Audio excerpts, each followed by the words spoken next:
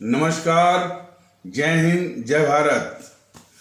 भारतीय अवाम ताकत दल अपने भारतीय भाई बहनों अर्थात अपने देश भारत की जनता अर्थात अपनी भारतीय अवाम से भारतीयता आधारित आपसी श्रद्धा, भारतीयता आधारित आपसी स्नेह, भारतीयता आधारित आपसी प्रेम, भारतीयता आधारित आपसी अखलाक मोहब्बत, भारतीयता आधारित आपसी सहयोग, भारतीयता आधारित आपसी सम्मान, भारतीयता आधारित आपसी एकता, भारतीयता आधारित आपसी भाईचारा तथा भारतीयता आधारित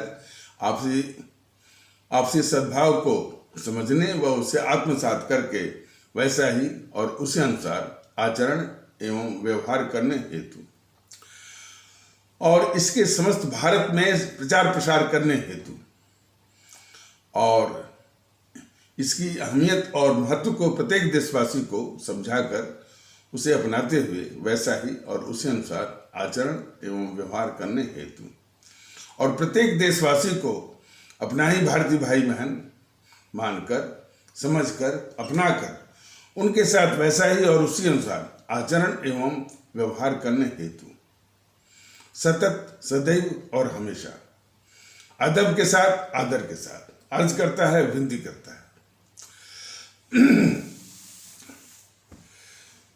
जब से ये भारतीय अवाम ताकत दल का YouTube के संदेश के माध्यम से पूरे देश में भारतीयता आधारित एकता और वो भी भावनात्मक एकता और भारतीयता आधारित भाईचारा, भारतीयता आधारित सद्भाव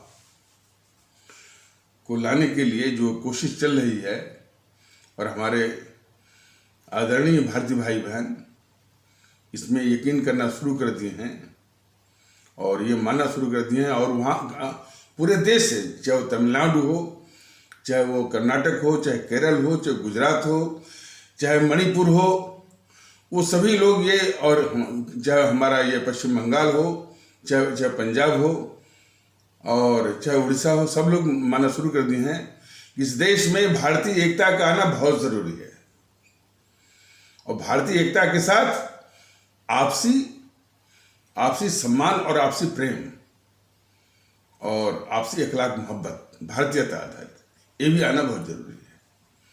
और इस भारतीय माहौल को जो नष्ट कर के जो दुश्मन है और इस देश के भी जो दुश्मन हैं उनको भी पहचानने की जरूरत है कि कम से कम उनके वजूद को जिन्होंने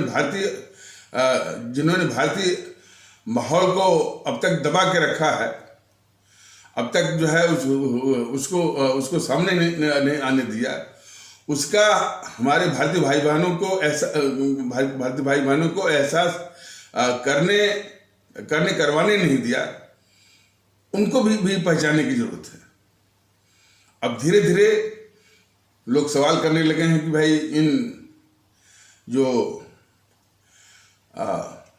ये जो गद्दार जवाहरलाल नेहरू है, गद्दार मोहनदास करमचंद गांधी है, इनकी किताबें हम क्यों पढ़ें? आवाजें ये भी उठने लगी हैं कि भारतीय नोटों पर अभी भी उस गद्दार मोहनदास करमचंद गांधी की फोटो क्यों है? इस तरह से भी सवाल उठने लगे हैं। लेकिन हमारी आम आवाम तो जागृत हो रही है, लेकिन ये नकली राष्ट्रवादी बीजेपी वाले अभी भी हमारे परम आदरणीय राष्ट्र महानायक, राष्ट्रभक्त शिरोमणि नेताजी सुभाष चंद्र बोस को उनका वाजिब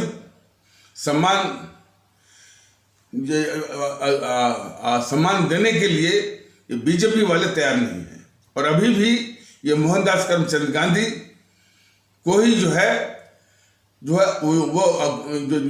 मोहनदास करमचंद गांधी जो सदैव वो भारत के भी खिलाफ रहा और हमारे परम आदरणीय राष्ट्र महानायक राष्ट्रभक्त शिरोमणि नेताजी सुभाष चंद्र बोस के भी खिलाफ रहा।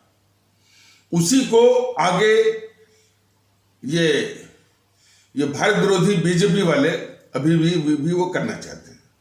ये सभी हमारे आदरणीय भारतीय भाई बहन बहुत अच्छी तरह से समझ में है। और एक बात और कि जो कि पिछले एपिसोड के माध्यम से बताया गया है कि जब भी सुभाष चंद्र बोस का नाम आता है तो उनका नाम सिर्फ भुनाते हैं। उनको किसी भी प्रकार का इस देश में जो सम्मान मिलना चाहिए वो सम्मान देने के लिए बीजेपी वाले और मोदी जी तैयार नहीं है। इस यूट्यूब के माध्यम से जो बताया गया है कि बताया गया है कि कम से कम जो उनका जन्मदिन है 23 जनवरी, उसी को स्वतंत्र रूप से राष्ट्रीय दिवस के रूप में मनाया जाना चाहिए। लेकिन ये बीजेपी वाले और ये मोदी जी 2 अक्टूबर को जो कि उस गद्दार मोहनदास करमचंद गांधी का जन्मदिन है, उसको राष्ट्रीय दिवस मनाने को छोड़ने को तैयार नहीं है। और हमारे सुभाष चंद्र बोस का जो जन्मदिन है 23 जनवरी, उसको गणतंत्र दिवस से जोड़ रहे हैं। यही गद्दारी मोदी जी की और यही गद्दारी देश के खिलाफ ये मोदी जी की और बीजेपी वालों की हमारे देशवासियों को समझने की जरूरत है। जब इस देश को हमारे परम आदरणीय राष्ट्र महानायक राष्ट्रभक्त शिरोमणि नेताजी सुभाष चंद्र बोस के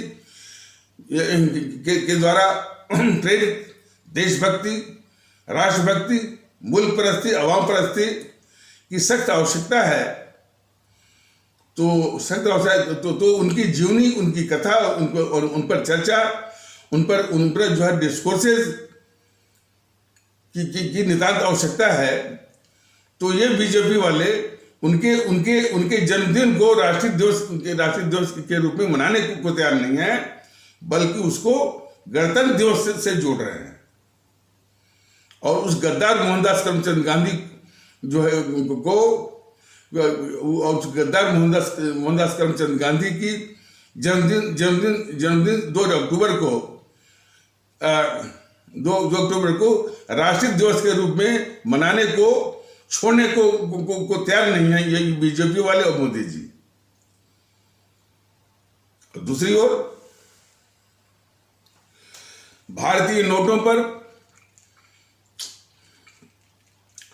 उस गद्दार मोहनदास करमचंद गांधी की फोटो हटा करके हमारे परम आदरणीय राष्ट्र महानायक राष्ट्रभक्त शिरोमणि नेताजी सुभाष चंद्र बोस की फोटो लगाने के लिए भी ये मोदी महोदय और बीजेपी वाले तैयार नहीं है।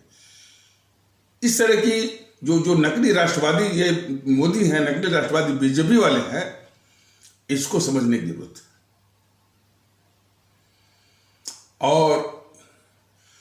और ये इतने घटिया किस्म की इनकी मानसिकता है कि स्टैचू ऑफ यूनिटी के नाम पर सरदार पटेल की जो मूर्ति जो है उन्होंने इतनी ऊंची बनवाई, उससे भारतीय जनता दल को कोई आपत्ति नहीं है, बननी चाहिए। वो भी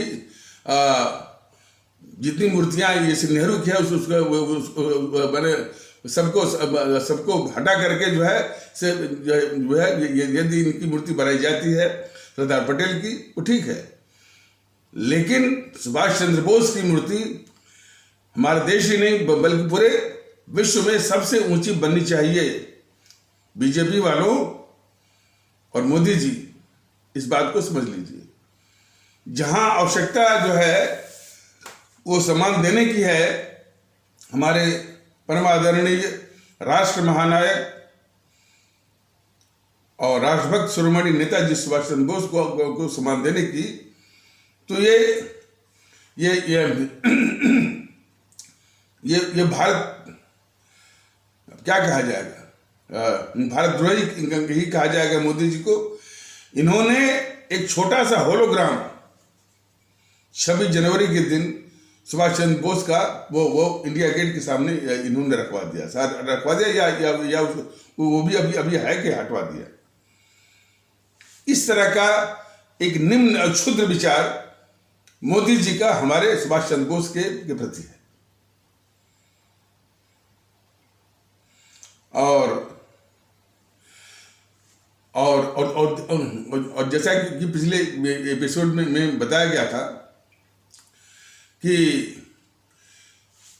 गद्दार मोहनदास करमचंद गांधी और गद्दार जवाहरलाल नेहरू और गद्दार ये इंदिरा गांधी के नाम पर भारत सरकार की ओर से अंतर्राष्ट्रीय पुरस्कार चल रहे हैं, और वहीं पर एक बहुत ही निम्न किस्म का, इसके सामने किस्म का आपदा प्रबंधन, डिजास्टर मैनेजमेंट पर एक छोटा सा पुरस्कार हमारे परम आदरणीय राष्ट्र महानायक राष्ट्रभक्त शिरोमणि नेताजी सुभाष चंद्र, जिसके आगे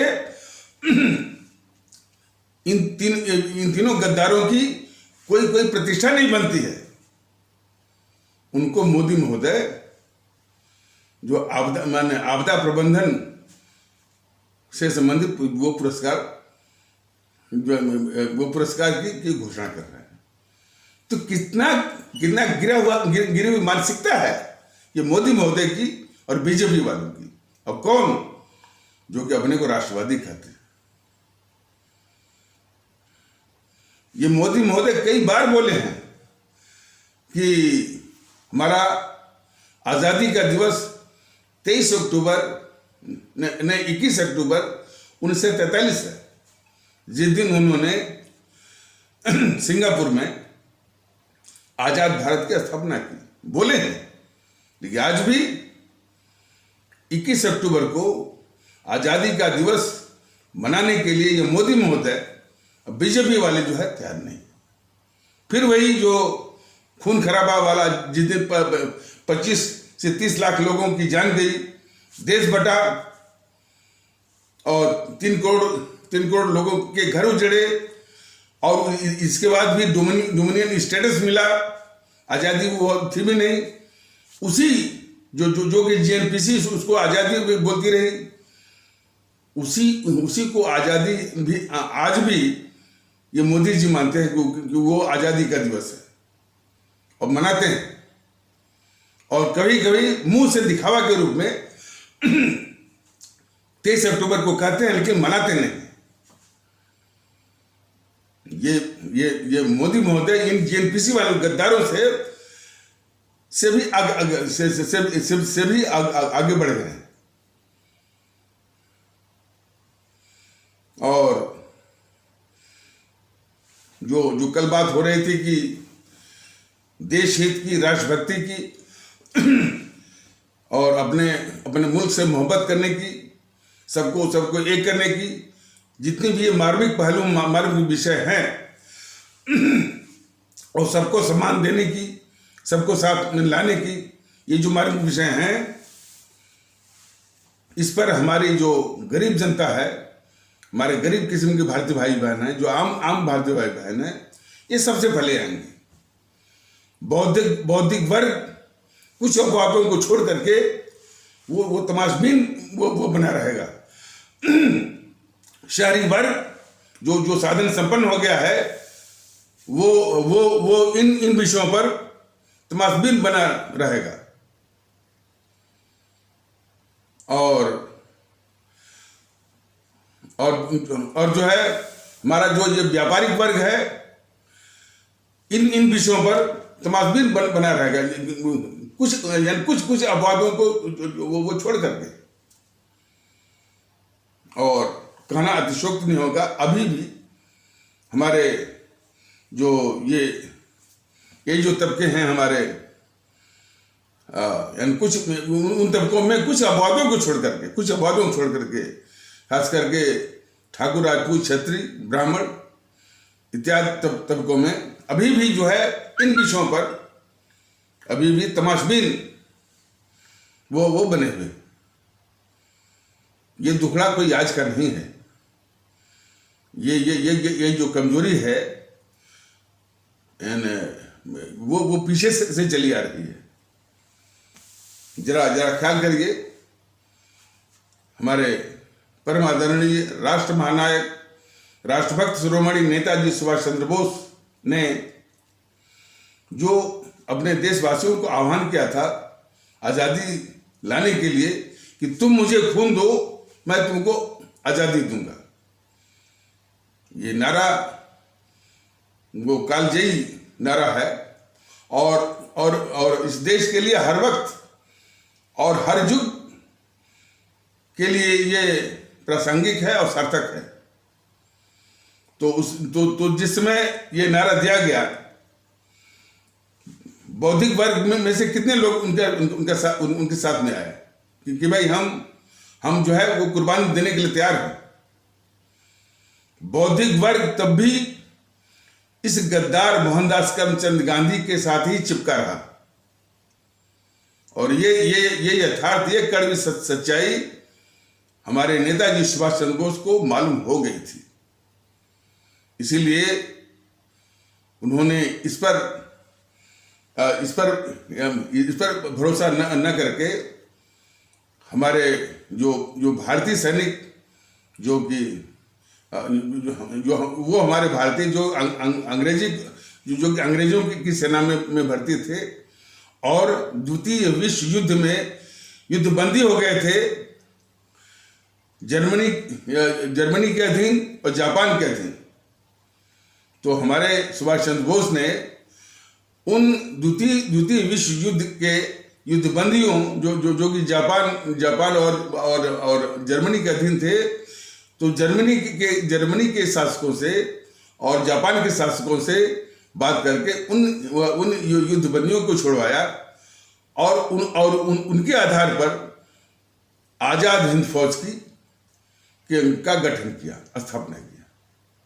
हालांकि आजाद हिंद फौज की शुरुआत जो है वो रास बिहारी बोस कर चुके थे, लेकिन उसको व्यापक रूप देने का काम जो है मैंने इन्हीं तरीकों से हमारे सुभाष चंद्र बोस ने किया। तो ये मालूम था। और ये जो इस यूट्यूब के माध्यम से पिछले कुछ एपिसोड के माध्यम से ये भी स्पष्ट है कि जो अंग्रेज भारत छोड़ने को मजबूर हुए, वो सिर्फ जो है हमारे आजाद हिंद फौज के जवानों की कुर्बानी और शहादत के कारण ही हुए थे। वो किसी भी रूप में यह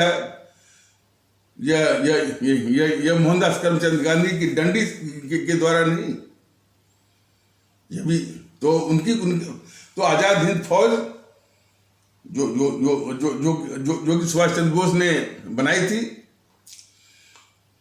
तो उसके जवानों की कुर्बानी शहादत से ही प्रेरित होकर के अंग्रेजों की जो सेना थी और उसमें भी जो नौसेना थी, रॉयल इंडियन नेवी में बगावत हुई। और फिर इसके बाद जो और भी जो अंग्रेजी सेना के अंग थे, थल सेना और वायु सेना, उनमें भी बगावत का धुआं या सुबुगाहट शुरू हो गई थी। और अब ये जाहिर सी बात है कि अंग्रेज इस देश में जो शासन कर रहे थे, एक सेना और पुलिस, और इन्हीं में यदि अंग्रेजों के खिलाफ बगावत हो जाए तो कब तक जो है वो टिके, कब तक वो जो है इस देश में टिके रह सकते हैं और शासन कर सकते हैं। तो ये मुख्य कारण था अंग्रेजों का जो है भारत छोड़ने का फैसला, या भारत छोड़ने को जो मजबूर हुए, सिर्फ जो है सुभाष चंद्र बोस और उनकी आजाद हिंद फौज के कारण। अब ये तथ्य धीरे धीरे आ रहा है, लेकिन ये चैनल वाले उसको इंस्टॉलमेंट में टुकड़े में कहना शुरू किए हैं। और ये बात न मैं कह रहा हूं न कोई कह रहा है, ये बात जो है जिसने जिस इंग्लैंड के प्रधानमंत्री के समय में ये के समय में देश को आजाद तो नहीं, लेकिन इस भारत को डोमिनियन स्टेटस के रूप में, भारत को डोमिनियन स्टेटस दे करके वो सत्ता हस्तांतरण की का जो कानून था, अधिनियम था, तो जिस इंग्लैंड के प्रधानमंत्री के समय में ये सब हुआ, उसका नाम था क्लीमेंट एटली।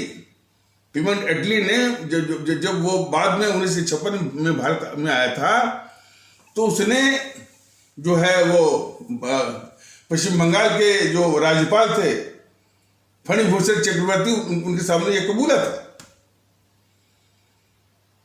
और उसी राज्यपाल फणिभूषण चक्रवर्ती से जब ये पॉइंटेड क्वेश्चन किया गया, मैंने एक बिल्कुल मतलब कि वो उद्देश्यपरक सवाल उससे किया गया कि अंग्रेजों के या आपके मतलब कि फणिभूषण चक्रवर्ती ने उनसे ये पूछा था क्लीमेंट एटली से। तो फणिभूषण चक्रवर्ती जो कि 1956 में पश्चिम बंगाल के कार्यवाहक राज्यपाल थे, वो शिष्टाचार बस क्लीमेंट एटली जो कि भूतपूर्व प्रधानमंत्री ब्रिटेन के थे, और उस समय प्रधानमंत्री और उन्हीं के प्रधानमंत्रित्व काल में जो है भारत को डोमिनियन स्टेटस दे करके सत्ता हस्तांतरण की बात थी। हालांकि उस सत्ता हस्तांतरण को ही ये जेएनपीसी वाले आजादी बोलते हैं। तो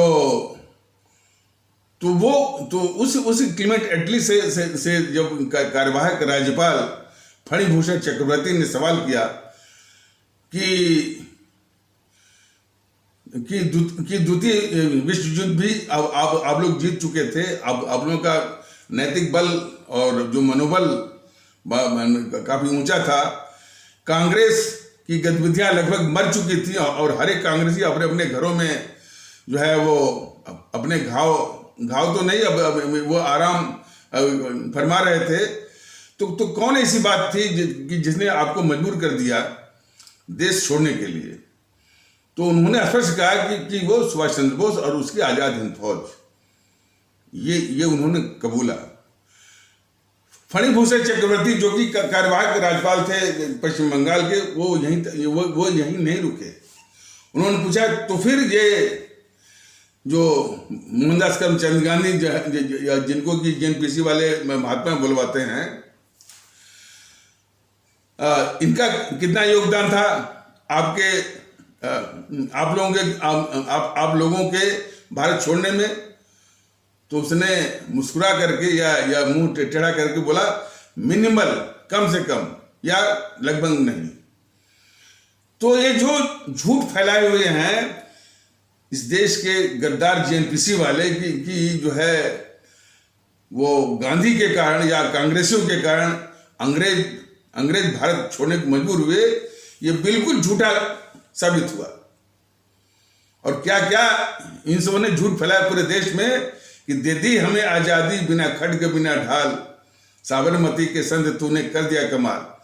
ये गाना अपने आप में जो है एक जो है यानी हम भारतीय भाई बहनों के मुंह पर तमाचा है कि आजादी या जो अंग्रेज भागने को मजबूर हुए, हमारे परम आदरणीय राष्ट्र महानायक, राष्ट्रभक्त शिरोमणि नेताजी सुभाष चंद्र बोस और उनके आजाद हिंद फौज के कारण।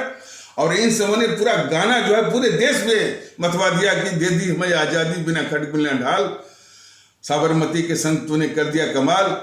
इस तरह का जो है मनिया शब्द ये जेएनपीसी वालों ने फैला दिया। तो आज इस तरह के तमाम जो झूठ जो है हमारे भारतीय भाई बहनों के जनमानस को जो जकड़े हुए हैं, वह काफी समस्याओं की जड़ है। तो आज उसी मानसिक दलदल से निकल करके हमारे भारतीय भाई बहन ये सवाल करने लगे हैं कि हम क्यों जो है इन दोनों गद्दारों का जीवनी पढ़ें।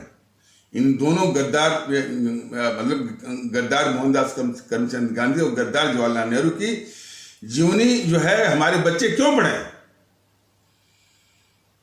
और अब वैसा ही अब सवाल हमारे आदरणीय भारतीय भाई बहन इसे बीजेपी वालों से और इस मोदी से सवाल करें जो कि नकली और छली कपटी राष्ट्रवादी हैं कि अभी भी जो है इस गद्दार मोहनदास करमचंद गांधी के जन्म दिवस 2 अक्टूबर को राष्ट्रीय दिवस के रूप में दिवस में क्यों मनाया जाए और उसके स्थान पर 23 जनवरी को ही जो कि 23 जनवरी हमारे परम आदरणीय राष्ट्र महानायक राष्ट्रभक्त शिरोमणि नेताजी सुभाष चंद्र बोस का जो जन्मदिन है उसी को क्यों न राष्ट्रीय दिवस के रूप में मनाया जाए।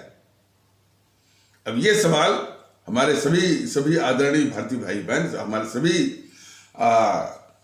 आदरणीय अवाम इस नकली राष्ट्रवादी बीजेपी वालों से, नकली राष्ट्रवादी मोदी से पूछें, तब और हकीकतें जो है वो सामने आएंगी। तो देश को जरूरत है कि हमारे जो राष्ट्र महानायक परम आदरणीय राष्ट्र महानायक राष्ट्रभक्त शिरोमणि नेताजी सुभाष चंद्र बोस और यही नहीं, इसी प्रकार जो है हमारे शहीद आजम भगत सिंह की भी जीवनी और उस पर संगोष्ठी, उस पर चर्चा और डिस्कोर्सेज लेक्चर होने चाहिए, जिसको कि इस जेएनपीसी वालों ने दबा ही नहीं दिया, उनको आतंकवादी घोषित किया था। ये गद्दारी तो देखिए। और आज उस कलंक से ये बीजेपी वाले हमारे भगत सिंह को जो है वो निकालने को तैयार नहीं है। सिर्फ जब कोई बात आती है बस फोटो वो लगवा देते हैं। फोटो लगाने से काम नहीं चलेगा। उनकी जीवनी को हमारे बच्चों की पाठ्य पुस्तक में आना चाहिए।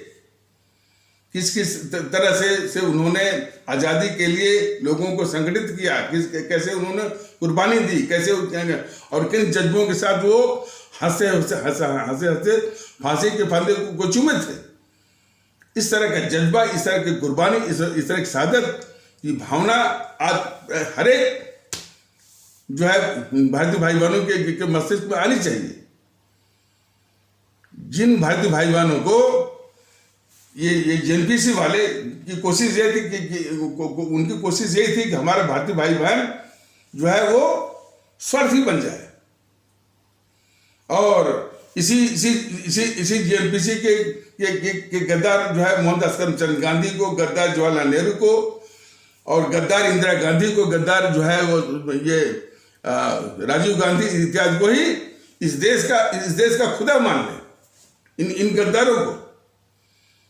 और इसीलिए जितने भी हमारे राष्ट्रभक्त किस्म के रहे और क्रांतिकारी रहे, अमर शहीद रहे, सबको इन सबों ने दबा के रखा। वही प्रवृत्ति दबाने की आज जो है बीजेपी वालों की है। इनको सम्मान देने की नहीं है। जब भी इसका प्रकरण आएगा उनका नाम भुनाएंगे और एक कृत्रिम दिखावटी जो है फर्ज अदायगी करके आगे निकल जाएंगे।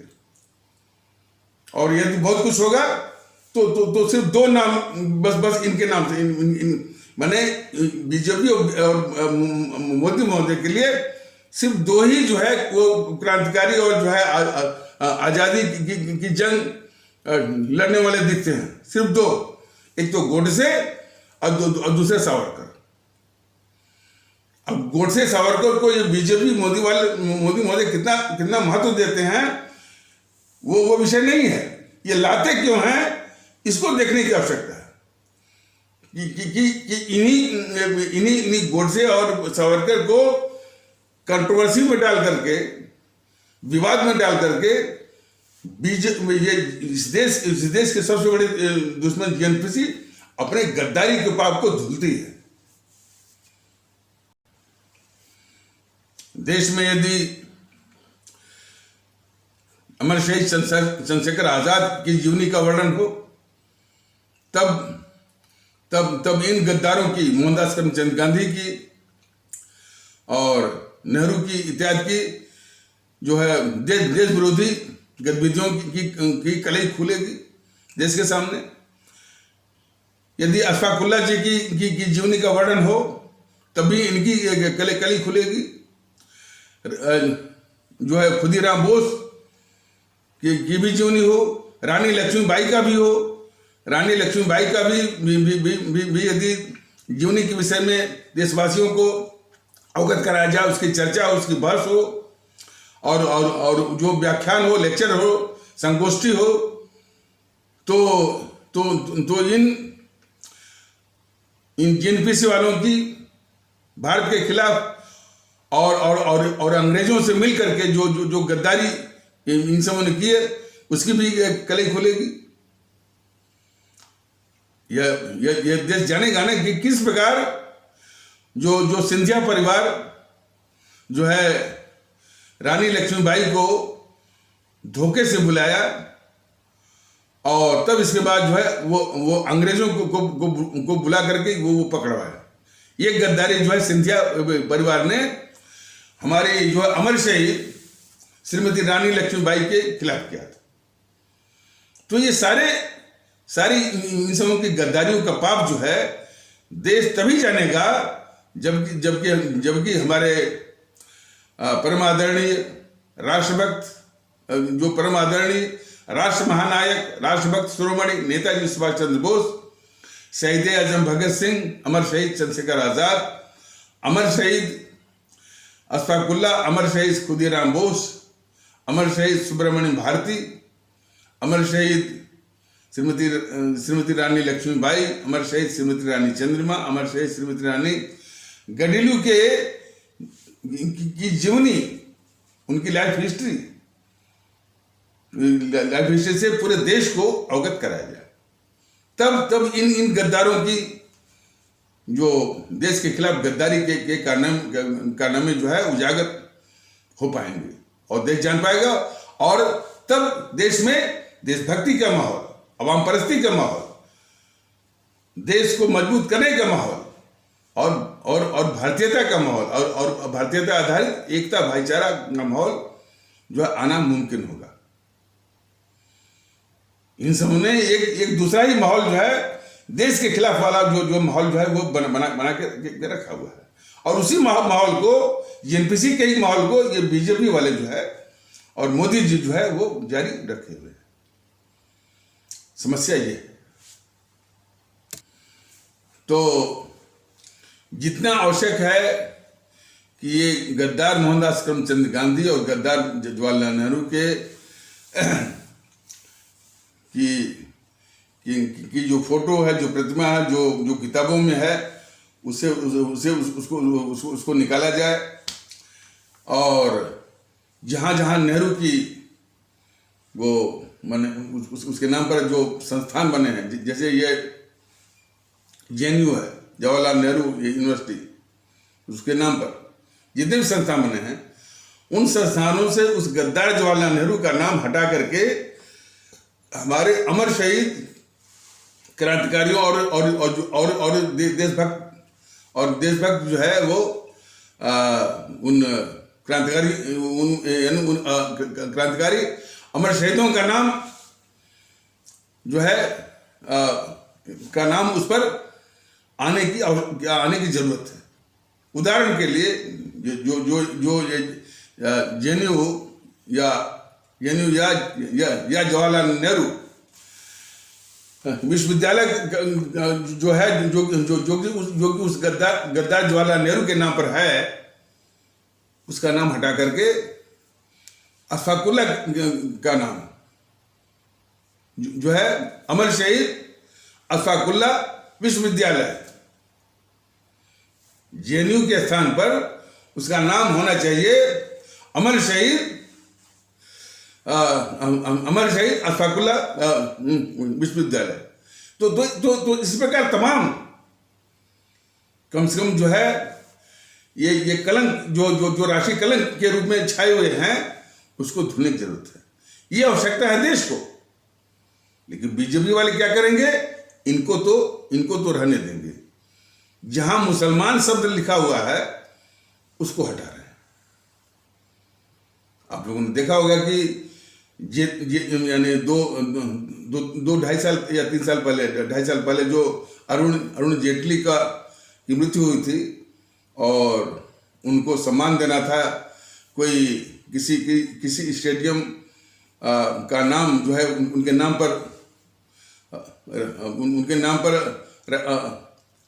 रखे जाने के लिए, तो इन बीजेपी वालों को वो गद्दार जवाहरलाल नेहरू का नाम नहीं दिखा कि इसके नाम को हटा करके अरुण जेटली स्टेडियम रखा जाए। जो नेहरू स्टेडियम है दिल्ली में, वह बीजेपी गद्दारों को नहीं दिखा। उनको दिखा क्या? जहां पर लिखा हुआ फिरोज साहब, जो फिरोज लिखा है उसी को इन सबों ने हटाया।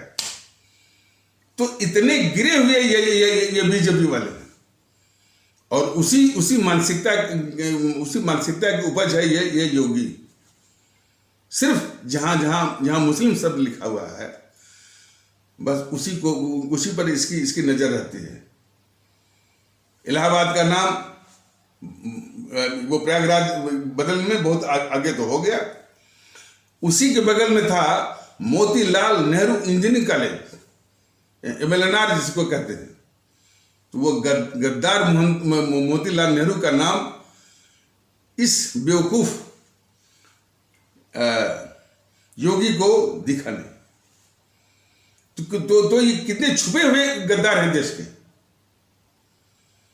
इसको पहचानने की आवश्यकता है। जब तक इस देश में हमारे अमर शहीदों की प्राथमिकता नहीं आएगी, उनके विषय में लोग जानेंगे नहीं, और उनकी कुर्बानी और शहादत के महत्व से ये अवगत नहीं होंगे, परिचित नहीं होंगे, तब तक GNPC और बीजेपी वालों की देश के खिलाफ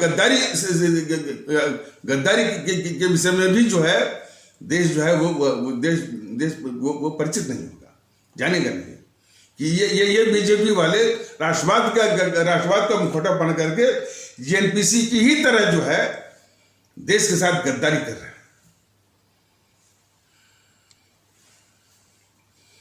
और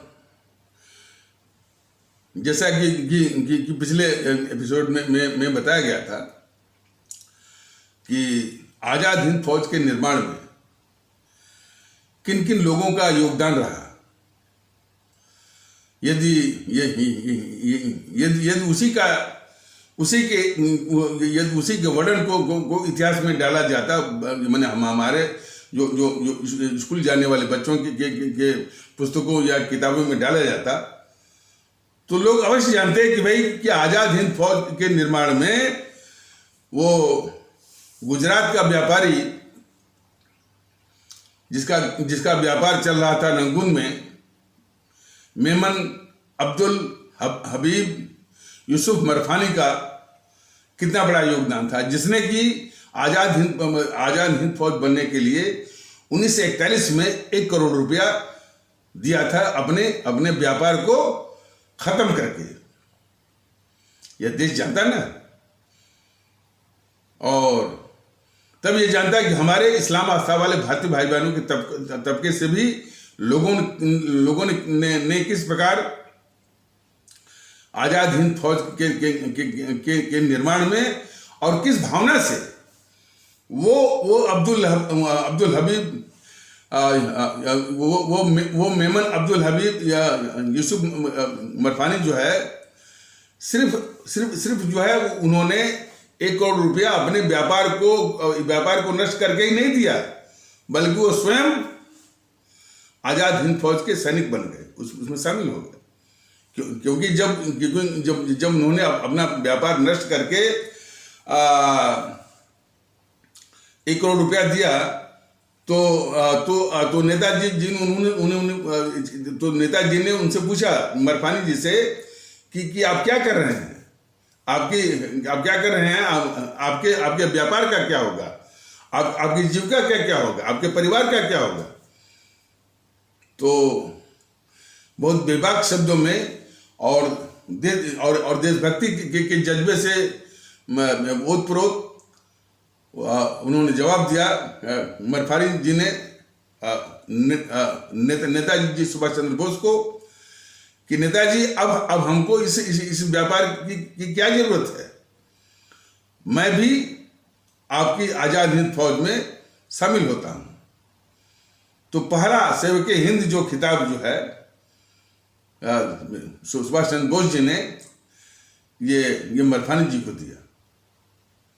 ये सारी बातें देश जानता है और देश जो है हमारे इस आस्था वाले भारतीय भाई बहनों की देशभक्ति से अवगत होता। लेकिन ये बीजेपी वाले इस तरह की भावना जो है वो लाने नहीं दे। ये भी उसी तरह से गद्दारी कर रहे हैं देश के खिलाफ जो जीएनपीसी वाले यानी सुभाष चंद्र बोस की जीवनी को दबा के रखे हुए हैं। और आजाद हिंद फौज के निर्माण में जो भर्ती कराने वाले अधिकारी थे जिनका नाम था गुलाम हुसैन मुश्ताक रंदेरी, उनका भी नाम आता है। तो इन देशभक्तों का जब नाम आता तो देश में कितनी बड़ी जो है भावनात्मक एकता, हिंदू मुस्लिम एकता जिसे कहते हैं, या हमारे हिंदू सनातन आस्था वाले भारतीय भाई बहन और हमारे इस्लाम आस्था वाले भारतीय भाई बहनों के बीच में कितनी बड़ी एकता जो है स्थापित होती। लेकिन ये बीजेपी वाले वो एकता स्थापित होने देना नहीं चाहते। इसीलिए सुभाष चंद्र बोस की जीवनी को लोगों के बीच में आने नहीं देते। सिर्फ जो है माने आज़ादी की लड़ाई के जो लड़ने वाले जो क्रांतिकारी वीर हैं, सिर्फ दो ही का नाम ये लाते हैं, एक तो गोडसे का और एक तो सावरकर का, जानबूझ करके कि इन्हीं दो का नाम लेते ही जो है जेएनपीसी अपने सभी जेएनपीसी देश के खिलाफ सभी गद्दारियों के पाप को धुलती है।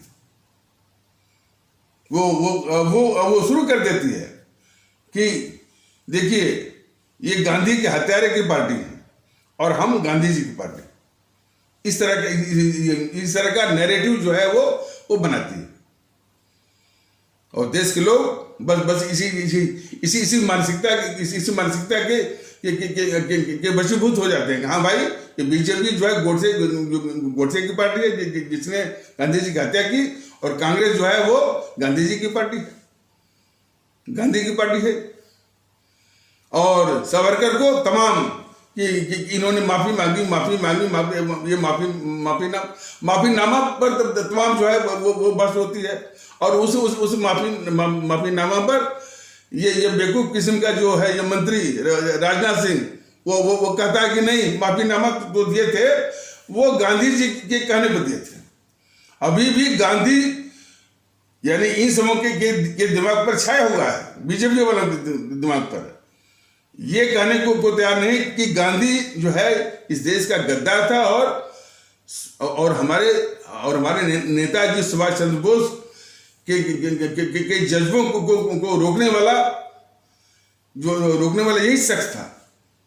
और नेताजी सुभाष चंद्र बोस को हर मौके पर इसने अपमानित किया, रोका इसने।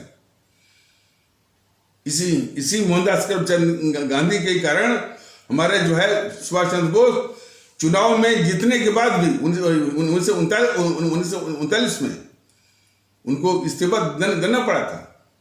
तो इस कदर था वो ये गद्दार जो है मोहनदास करमचंद गांधी। और इतना ही नहीं, जब आजाद हिंद फौज आजाद हिंद फौज जो है 1942 नहीं बल्कि 45 के आसपास,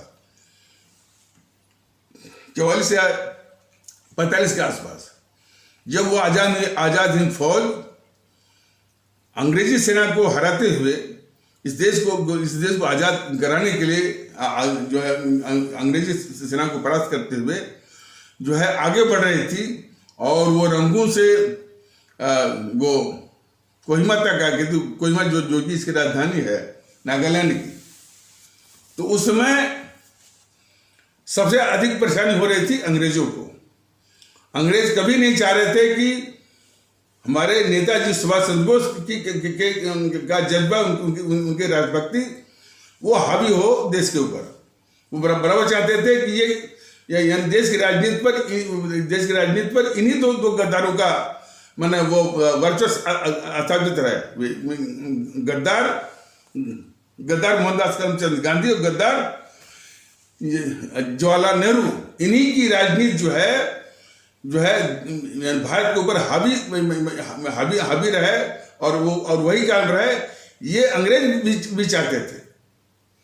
तो जिस समय सुभाष चंद्र बोस की आजाद हिंद फौज अंग्रेजी सेना को हराते हुए इस देश को आजाद कराने के लिए रंगून से कोहिमा की ओर बढ़ रही थी, तो ब्रिटेन से और अमेरिका से बराबर टेलीग्राम आते थे इन दोनों गद्दारों को।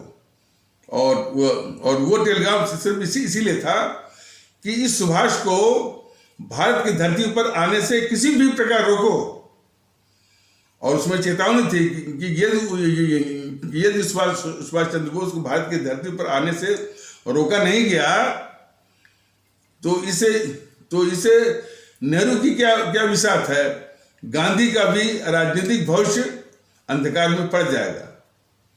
ये बात गांधी को भी मालूम था कि यदि सुभाष चंद्र बोस भारत में रहते हैं तो उनके औरा के आगे, उनकी प्रतिष्ठा के आगे, उनकी देशभक्ति और उनके देशभक्ति के आगे ये जो मोहनदास करमचंद गांधी जो है बिल्कुल उसकी प्रतिष्ठा, उसका और उसका वो कद मिट्टी में मिल जाएगा, ये मालूम था उसको। तो इसीलिए ये दोनों गद्दार जो है देश के मोहनदास करमचंद गांधी और जवाहरलाल नेहरू देश के खिलाफ गद्दारियों में क्रमशः लग गए। इसने मोहनदास करमचंद गांधी ने जो है वो ऑल इंडिया रेडियो वो तभी ऑल इंडिया रेडियो तभी हुआ करता था। तो ऑल इंडिया रेडियो से ये गद्दार मोहनदास करमचंद गांधी ने भारतीयों को भी, और वो भारतीय जो अंग्रेजी सेना में भर्ती थे, इन दोनों को जो है आजाद हिंद फौज के खिलाफ लड़ने के लिए, और कौन आजाद हिंद फौज, जो कि इस देश को आजाद कराने के लिए अंग्रेजों के खिलाफ जो अंग्रेजों के खिलाफ जो है लड़ रही थी आजाद हिंद फौज, उस आजाद हिंद फौज के खिलाफ लड़ने के लिए ऑल इंडिया रेडियो के प्रसारण के माध्यम से ये गद्दार मोहनदास करमचंद गांधी भारतीयों को, और वो भारतीय जो कि अंग्रेजी सेना में भर्ती, दोनों को उस आजाद हिंद फौज के खिलाफ लड़ने के लिए इसने आह्वान किया। ये गद्दारी की गद्दार मोहनदास करमचंद गांधी ने।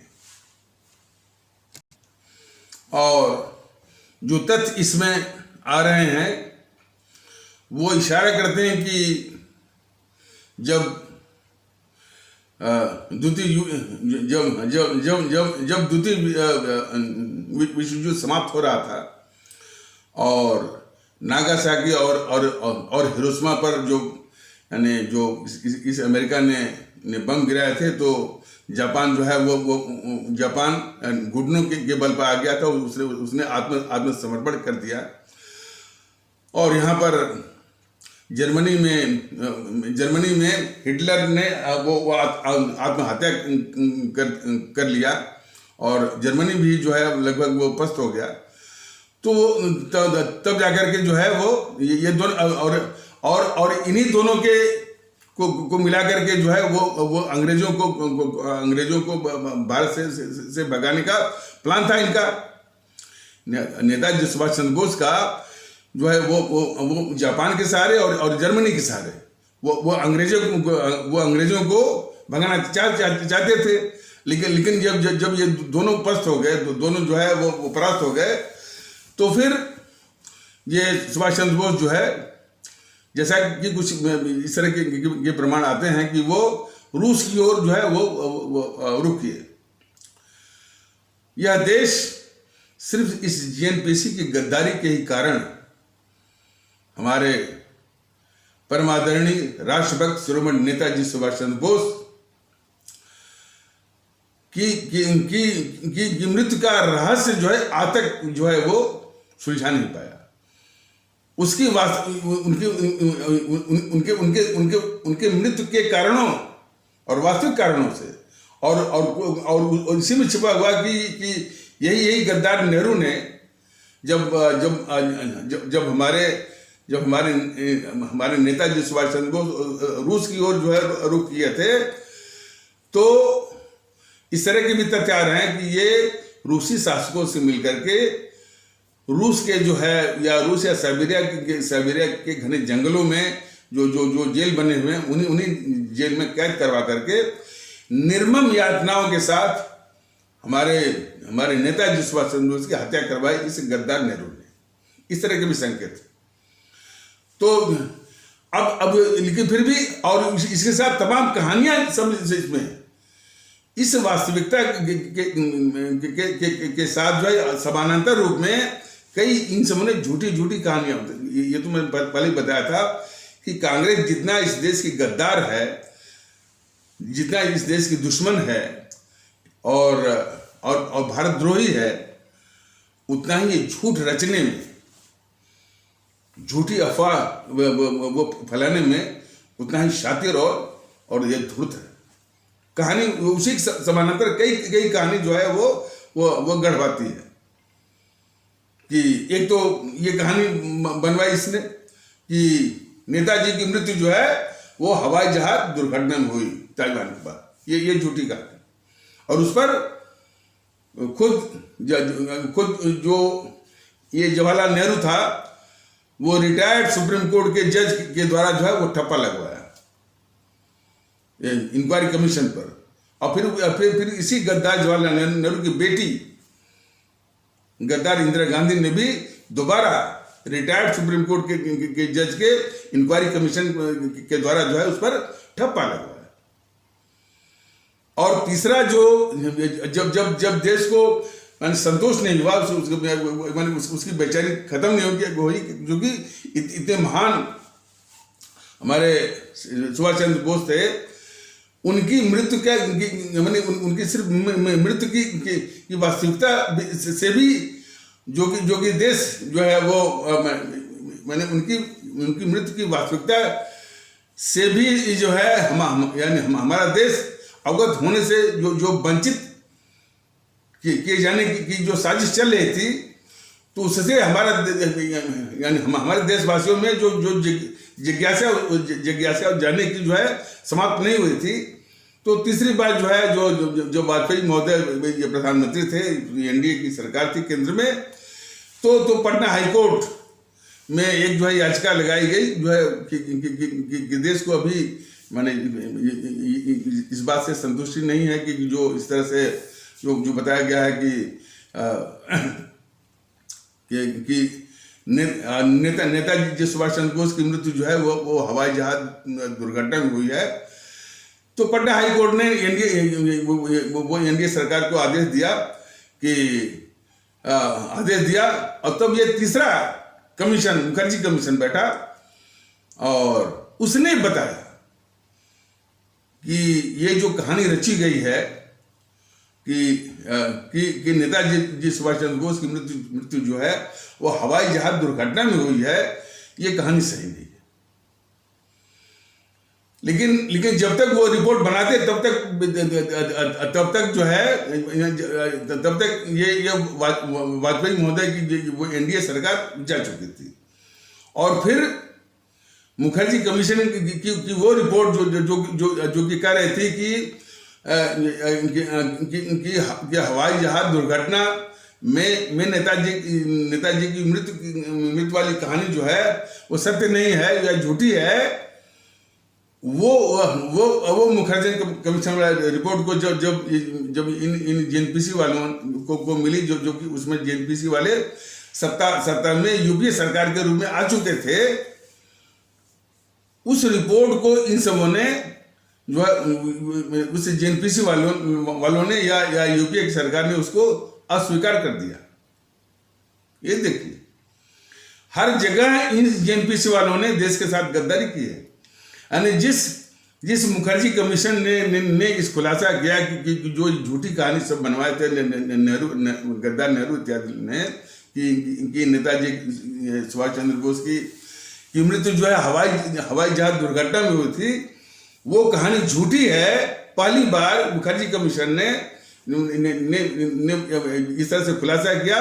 उस रिपोर्ट को ही इन कांग्रेसियों ने या इनकी यूपीए सरकार ने उसको अस्वीकार कर दिया, खारिज कर दिया।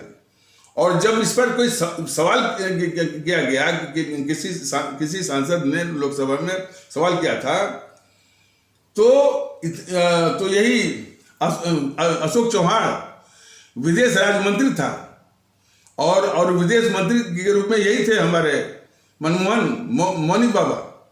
इनकी दशरथ से जो जवाब दिया अशोक चौहान ने, वो भी कितना घिनौना था। उसने लोकसभा में जवाब दिया कि इस यूपीए सरकार ने मुखर्जी कमीशन की रिपोर्ट को इसलिए खारिज किया है क्योंकि यह रिपोर्ट पिछली 2 रिपोर्टों से मेल नहीं खाती थी। इस तरह का वो बेहाई वाला जवाब दिया उस गद्दार मंत्री जो है अशोक चौहान ने। तो ये हर मौके पर सुभाष चंद्र बोस से संबंधित हर तथ्य को दबाते हुए देश के साथ इस जेएनपीसी वालों ने बहुत बड़ी गद्दारी की है। लेकिन ये सारे तथ्य जो है बीजेपी वाले कभी नहीं लाते, सिर्फ इसको बचाने के लिए।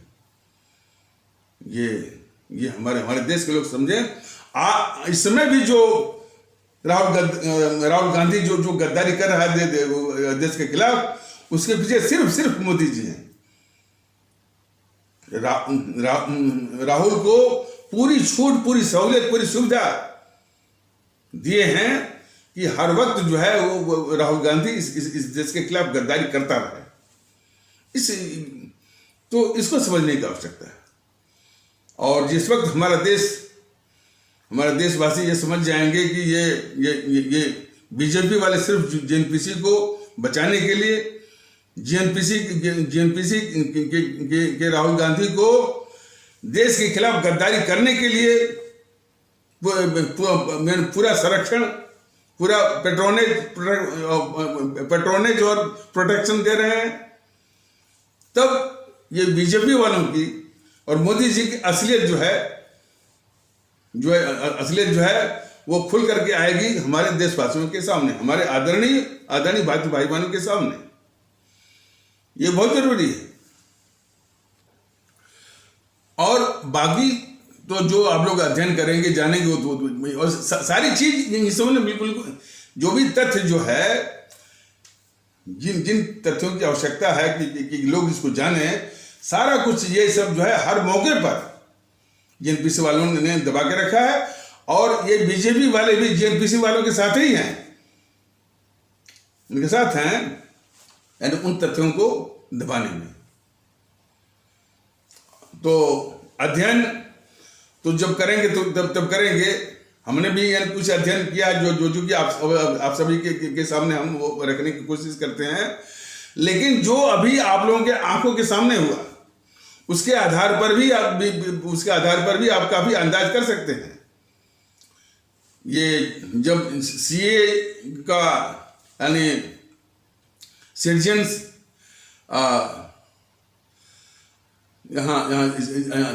सिटीजन अमेंडमेंट एक्ट, सीए का कानून जब ये बनाए, ये मोदी जी जब ये कानून नवा बनवाए, उससे संबंधित जो है ये सोनिया गांधी ने रामलीला मैदान से ये खुले रूप में ये भड़काए हमारे इस्लाम आस्था वाले भारतीय भाई बहनों को। कहा कि अभी भी घरों में क्यों बैठे हो, घरों में बैठने वाले कार कहलाएंगे, घरों से बाहर निकलो, सड़क पे आओ, आंदोलन करो, अशांति फैलाओ। और इनडायरेक्टली या परोक्ष रूप से उसने उकसाया, भड़काया देश में हिंसा, तोड़फोड़, अस्थिरता फैलाने के लिए।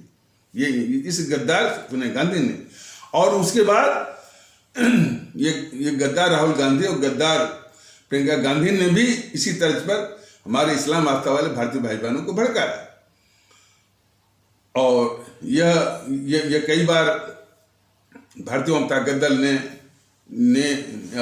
यूट्यूब के संदेश के माध्यम से कई बार बताया है कि एक हमारे इस्लाम आस्था वाले भारतीय भाई बहन के तबके की एक परमानेंट अस्थाई उनकी कमजोरी रही है कि झूठ और अफवाहों का, खास करके देश विरोधियों का, खास करके जीएनपीसी हुआ, चाहे वामदल हुए, चाहे इस प्रकार और भी जो है, इनकी झूठ और अफवाह का सबसे पहले और सबसे अधिक शिकार बनते हैं हमारे इस्लाम आस्था वाले भारतीय भाई बहन। यह देश का सबसे बड़ा वो जो है वो दुर्भाग्य है कि हमारे इस्लाम आस्था वाले भारतीय भाई बहन देश के दुश्मन जीएनपीसी वालों का और वाम दलों के द्वारा फैलाए गए झूठ का सबसे पहले और सबसे अधिक वो शिकार बनते। तो एक तो वो रहा, और फिर उसके बाद देश में जिसने हिंसा करवाई वो था इसी जीएनपीसी का एक अवतार है, इनकारनेशन, वो है केजरीवाल। केजरीवाल ने अपने इन दो एजेंटों से, पहली बार जो है वो अमानतुल्ला के द्वारा, दूसरी बार जो अपने दूसरा एजेंट था उसका ताहिर हुसैन। तो ये दोनों नेता थे आम आदमी पार्टी के, केजरीवाल की पार्टी के, इसी के द्वारा वो हिंसा फैलवाई। और जो पहली बार की हिंसा में तो जो है जो इसी जामिया मिलिया विश्वविद्यालय में जो डीटीसी की बस थी, वो तो कंडक्टर बहुत मैंने थोड़ा सा सावधान निकला, होशियार निकला कि सारे यात्रियों को बाहर निकाल दिया, नहीं तो कितने लोगों की यानी जान जाती। तो और दूसरी बार जो है वो ताहिर हुसैन, और खास करके जो है ताहिर हुसैन के द्वारा जो है वो जो आईबी का कर्मचारी अधिकारी जो अंकित शर्मा को उन सबों ने खींच करके घर में ले गया और 455 या 450 से अधिक चाकुओं से वार करके उसकी हत्या की। इतना जो है वो घिनौना। तो ये सब जो है केजरीवाल ने करवाया। भड़काया किसने?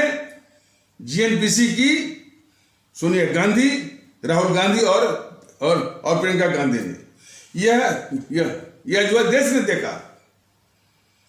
अब मोदी और बीजेपी वालों की गद्दारी तो देखिए, इतनी बड़ी हिंसा हुई सीए के नाम पर, और हिंसा हुई तो मोदी जी ने इस गद्दार यानी सोनिया गांधी को, गद्दार राहुल गांधी को, गद्दार प्रियंका गांधी को और गद्दार केजरीवाल को अपनी गोद में को बचा लिया। और पूरी जो हिंसा में सिर्फ दो को, ताहिर हुसैन और अमानतुल्लाह को लटका दिया। तो सामने देख लीजिए ना इनकी बीजेपी वालों की और मोदी जी की मंशा क्या है, और कैसे और उसी मंशा के अनुसार किस तरह से इस तरह की समस्याओं से निपटते हैं। इसी से समझ जाइए कि जीएनपीसी ने जितनी गद्दारियां की हैं देश के खिलाफ, उस पर जो है और जितनी गद्दारी की है, और उसको ढकने के लिए इस जीएनपीसी ने अपने चाटुकार बौद्धिक वर्ग के द्वारा, चाटुकार जो है वो पत्रकारों के द्वारा, चाटुकार जो मीडिया के द्वारा, चाटुकार जो है इतिहासकारों के द्वारा देश के खिलाफ सारी गद्दारियों को ढकना और एक झूठी महिमा मंडन का एक वातावरण, एक झूठा वातावरण बनाना। इसी तरह की साजिश जो है ये बीजेपी वाले, मोदी जी जो है इसी का वो साथ देते हैं। अरे देश का विभाजन के विषय में भारतीय जनता दल ने कितनी बार बताया है कि देश को बांटने वाले, ये देश को बांटने वाले सिर्फ नेहरू को सत्ता दिलाने के लिए। कौन नेहरू? जिसके पक्ष में या जिसके समर्थन में एक भी कांग्रेसी नहीं था। सिर्फ अंग्रेज चाह रहे थे उसको बिठाने के लिए, और सिर्फ अंग्रेज चाह रहे थे, और सिर्फ जो है वो गद्दार मोहनदास करमचंद गांधी चाह रहा था, सिर्फ दो ही। तो इन सबों ने देश को बंटवा दिया। तो और देश बांटने का इल्जाम जो है वो जिन्ना साहब के मत्थे मर दिया, बहुत बड़ी साजिश करके। बीजेपी वाले भी आज भी उस जेएनपीसी की वो साजिश जो देश बांटने का इल्जाम जिन्ना साहब के मत्थे, जिस साजिश के तहत देश बांटने का इल्जाम इस जेएनपीसी वालों ने जिन्ना साहब के मत्थे मरा है, उसी साजिश के ये समर्थक ये भी हैं, बीजेपी वाले भी और मोदी जी भी। देखिए ना, ये तो है। तो जितनी भी गद्दारियां की है जेएनपीसी ने, उन सारे गद्दारियों के ये समर्थक हैं ये बीजेपी वाले। और उन्होंने एक तरह से ये बनाया है कि देश के साथ, देश की जितनी समस्याएं हैं, देश के साथ गद्दारी इस जेएनपीसी वालों ने नहीं की है, नेहरू ने नहीं की है, मोहनदास कर, यानी बीजेपी वालों का जो मानसिकता जो फैलाए हुए हैं कि इस देश के साथ गद्दारी जेएनपीसी वालों ने नहीं की है, मोहनदास करमचंद गांधी ने नहीं की है, गद्दार जवाहरलाल नेहरू ने नहीं की है, गद्दार इंदिरा गांधी ने नहीं की है, गद्दार जो है वो राजीव गांधी ने नहीं की है, और न तो ये गद्दार है राहुल गांधी। देश के साथ जो है वो गैर वफादारी ये मुसलमान करते हैं, इस्लाम आस्था वाले भी करते हैं। इस तरह की मैनियां जो है ये बीजेपी वाले फैलाते हैं ताकि जेएनपीसी और नेहरू इत्यादि की गद्दारियों को छुपाया जा सके। ये साजिश कर रहे हैं बीजेपी वाले, और उसी लाइन पर ये चलता है ये योगी आदित्यनाथ। तो वो भी इस मुल्क के लिए वो कितना खतरनाक है, हमारे भारतीय भाई बहन उसको जाने। इसीलिए तो अभी फिलहाल भारतीय जनता दल कह रहा है कि हमारे सभी भारतीय भाई बहन, और खास करके अब तो एक ही चरण जो है वो शेष रह गया है उत्तर प्रदेश में 7 को। इसमें जो है सब लोग जो है वो एक साथ होकर के भारतीयता के आधार पर नोटा नोटा नोटा मत भूलिए, इसको साकार करिए, इसको हकीकत में लाइए। नोटा का प्रतिशत 90 से कम नहीं होना चाहिए, तभी कुछ समाधान यहां से निकलना जो है वो आरंभ होगा। तो इन्हीं आवश्यक शब्दों के साथ इस आवश्यक परिचर्चा को यहीं पर विराम दिया जाता है। तब तक के लिए नमस्कार, जय हिंद, जय भारत।